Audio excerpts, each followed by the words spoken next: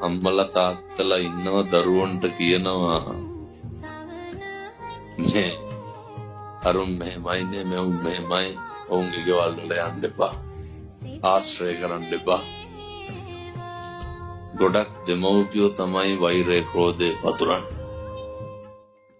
දරුවන්ට අප්‍රිය කරනවා දෙමව්පියෝ.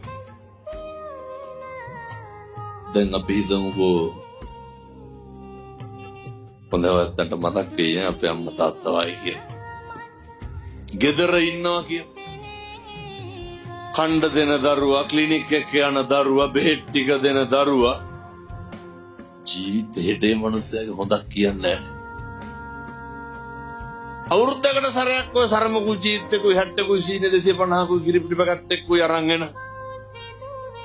ඔය ඈත ඉඳන් එන කවුරු හරි දරුවෙක් ඉන්නවනම් ලොකු කවුද? අර කොහේවත් ඉඳන් එන මිනිස්සු. අර හැමදාම කණ්ඩ බොණ්ඩ දෙන දරුවා දකින්නේ වඩු පාඩුනේ. අවුරුද්දකට දෙපාරක් විතර ආවට පස්සේ ඒ දරුවා ළඟට අරගෙන කියන්නේ මොනවාද? අර මොකක් හරි වෙච්ච අඩුපාඩුවක් කියන්නේ.